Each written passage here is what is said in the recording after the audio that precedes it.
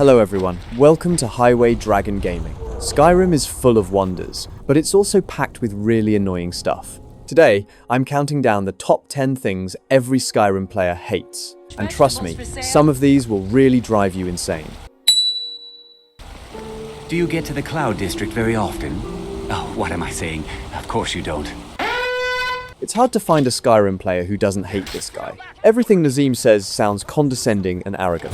He constantly brags about how important he is to the Jarl, how influential and powerful he supposedly is.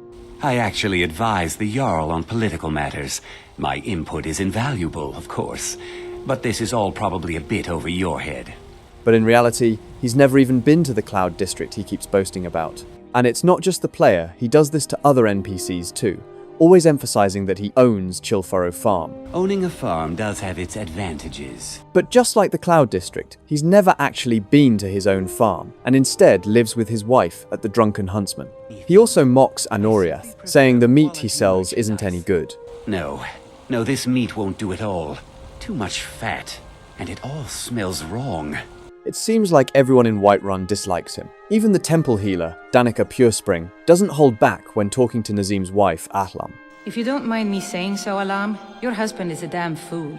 Any moment spent thinking about him is a moment wasted. In any case, this character is basically the most arrogant, self-important jerk in all of Skyrim. 3, 2, 1.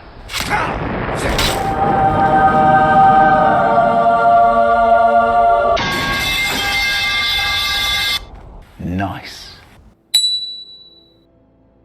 Bethesda games have a defining feature. You can save anytime, anywhere. If we could do the same in real life, we'd probably be just as successful as Buffett. But this kind of super flexible save system can be really frustrating at times. Here's what can happen. If you save during a fight, you might hit save at the exact moment the enemy is about to kill you. Next thing you know, you're trapped in an endless death loop. Then you're forced to load your previous save. And if you're unlucky, that save could be from like 10 minutes ago. The frustration is enough to make you quit the game and just lie in bed scrolling on your phone. But if you're playing the PC version, there's still hope. Hit tilde to open the console, type TGM for God mode, and backtrack to safety.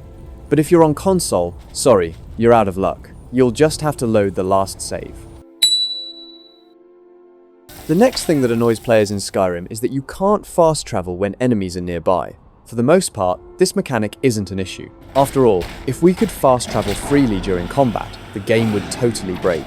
But the really frustrating part is this. If there's a hostile creature nearby that you haven't even noticed, you still can't fast travel. Sure, it makes sense if it's a powerful enemy, but even when you're decked out in full dragonplate armor, you still can't fast travel just because a random wolf or mud crab is 50 meters away.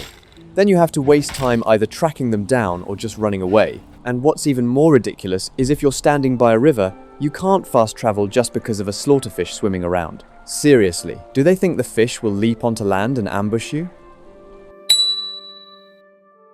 For the Legion! In Skyrim, a lot of moments are meant to feel epic, but end up looking really small. The most obvious example is the Civil War quest, a siege battle where both sides have fewer than 20 people. But the most awkward moment isn't even there. It's at the very end of the main story. After the Dragonborn overcomes countless challenges and reaches Sovngarde to defeat Alduin, 3 legendary ancient Nord heroes are standing nearby, celebrating. And honestly, the scene completely clashes with the epic scale of Sovngarde. All hail the Dragonborn! Hail her with great praise! Of course, Bethesda has never been great at staging scenes. This is the moment in Oblivion when Martin first arrives at Cloud Ruler Temple. Hail Dragonborn! Hail! Hail! Hail! All of this just works. In Skyrim, sometimes your follower is the real final boss. The most frustrating thing about them is that they constantly block narrow passages in dungeons. If you're not in combat, it's not a big deal. You can just sheathe your weapon to shrink their hitbox and get through. But if this happens while you're being chased by a whole group of Draugr, it's absolutely miserable, like sprinting to the bathroom only to realize the door is locked. On top of that, your follower has a high chance of suddenly charging right in front of you, making it way too easy to hit them with arrows or spells. The worst part is, in the early versions of Skyrim, The marked for death shouts, armor, and health debuffs not only stacked, but were permanent.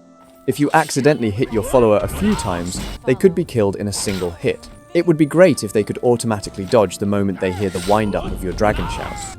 I hope the followers in The Elder Scrolls 6 are a bit smarter.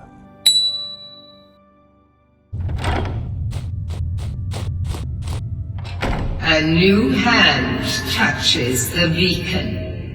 This might be the most hated item in all of Skyrim. When your character reaches level 12, you might find Meridia's beacon while looting a boss chest. Pick it up, and the game blasts a long, unskippable, loud voice right at you. Since the voice is noticeably louder than other game sounds and usually occurs in a quiet dungeon right after a boss fight, picking it up for the first time with headphones on can be quite a shock. To make matters worse, this beacon gives you a quest that's extremely tough for a level 12. Without any magic or frost resistance, the final boss can easily one-shot you. UESP recommends attempting it at level 24. In short, the game just shoves a quest at you, which is really unfriendly for players who like to keep their quest log clean. Kids in Skyrim are usually pretty annoying characters. For example, our beloved Jarl Balgruf clearly has some serious issues when it comes to raising his children. Absurd that you can't cook good sweet rolls in the skeever hole of a city. Another wanderer, here to lick my father's boots. Good job. But honestly, they aren't even the most annoying kids in the game. The real little demon is Braith, the daughter of Amrin, the guy in Whiterun who asks you to retrieve his family sword. What are you looking at? I'm not afraid of you, you know, even if you are my elder. She constantly bullies the boy Lars. You better give me 5 septims right now, or I'm gonna bloody your nose. 2 good men. 10 septims tomorrow, baby Battleborn, or I'm gonna bloody your nose and your lip. No, please! I really don't have any money, Braith. But here's the twist. We can actually help Lars. If you can get Braith to leave me alone, I'll pay you 2.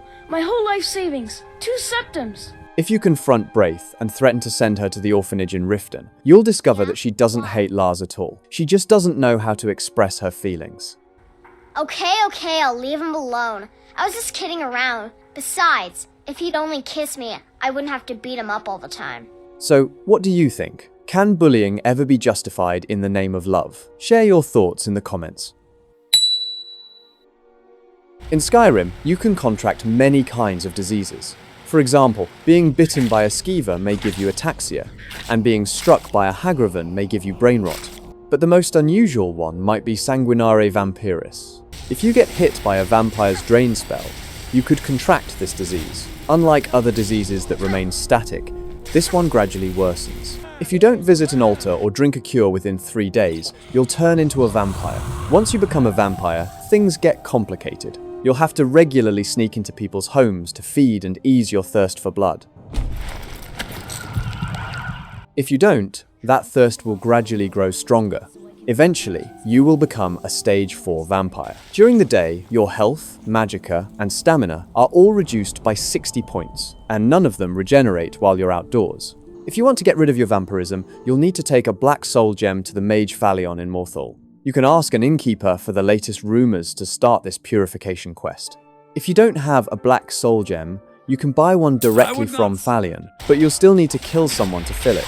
That's why I say Sanguinare Vampiris is such an annoying disease. Once it progresses into vampirism, curing it requires a lot more steps. More importantly, in the Dawnguard DLC, accepting a vampire lord's blood lets you transform into a vampire lord, which makes the blood of ordinary wild vampires completely useless by comparison. The runner-up is all the collection quests. These collectibles are a pain to track down, and the quest rewards are especially underwhelming, so most players don't bother doing them. The most famous of these quests is probably the quest for the 24 Stones of Berenzia. These 24 gems are spread all over Skyrim, and if you don't look up a guide online, finding them all is nearly impossible. The reward for this quest is just a higher chance of finding gems when you loot containers. At first, that might sound pretty good, but one of the stones is located in Proudspire Manor in Solitude. To get it, you have to spend 25,000 gold to buy the manor. It's pretty awkward spending so much gold on an insanely complicated quest just to get more gems. Besides the Stones of Berenzia quest, other well-known collection quests include the Crimson Nirnroot in Blackreach and the Pages in the Soul Cairn. Both of these locations are places you probably don't want to visit twice. Blackreach is relatively okay, there's even a bit of a dreamlike feeling to it. And collecting all 30 Crimson Nirnroots gives you a 25% chance to create an extra potion, which is actually somewhat useful. But the pages in the Soul Cairn are pure mental torture. First of all, the Soul Cairn is arguably the darkest, most oppressive area in the entire game. It's filled with tragic souls trapped in black soul gems, and the overall atmosphere is extremely depressing. On top of that, the reward for this quest is just a necklace that increases carry weight and stamina, which is really not worth fully exploring a place like this. If you know of any other annoying collection quests, feel free to vent about them in the comments. Honestly, these are probably the two most hated creatures in all of Skyrim. They lurk in pitch-black places like Dwemer Ruins and deep caves. These areas that are already oppressive enough. Add these ugly things into the mix, and it's enough to make your skin crawl. The Falmer are completely blind, and they treat the Chaurus like livestock. Almost all of their items are made by the Chaurus, and just like the Falmer themselves, these items are ugly as sin. Chaurus can even cocoon themselves and turn into giant flying creatures, which is more than enough to give you a jump scare in the pitch-black caves. Beyond their ugly looks, the Falmer are just as repulsive in the way they act. The most iconic example of this has to be Frostflow Lighthouse.